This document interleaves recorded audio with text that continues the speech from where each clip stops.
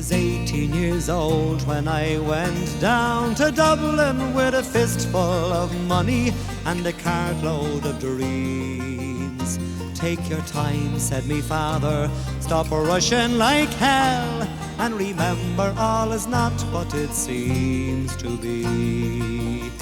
For there's fellas would cut you for the coat on your back, or the watch that you got from your mother.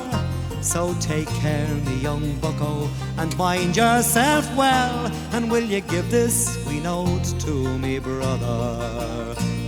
At the time Uncle Benji was a policeman in Brooklyn, and me father, the youngest, looked after the farm. When a phone call from America said send the lad over, and the old fella said sure it wouldn't do any harm.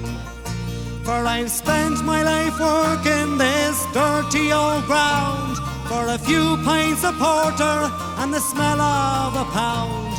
And sure maybe there's something you learn or you'll see, and you can bring it back home, make it easy on me. So I landed at Kennedy, and a big yellow taxi carried me and me bags through the streets and the rain. Well, me poor heart was thumping around with excitement, and I hardly even heard what the driver was saying. We came in the Shore Parkway to the flatlands in Brooklyn, to my uncle's apartment on East 53rd. I was feeling so happy, I was humming a song, and I sang "You're as free as a bird." Well, to shorten the story, what I found out that day was that Benji got shot down in an uptown foray. And while I was flying my way to New York, poor Benji was lying in a cold city morgue. Well, I phoned up the old fella, told him the news. I could tell he could hardly stand up in his shoes, and he wept as he told me, go ahead with the plan, and not to forget, be a proud Irishman.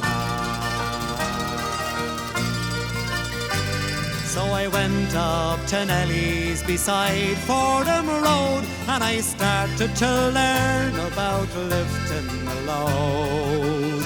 But the heaviest thing that I carried that year was the bittersweet thoughts of my hometown so dear.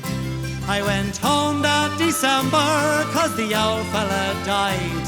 Had to borrow the money from Phil on the side, and all the bright flowers and brass couldn't hide the poor wasted face of me father.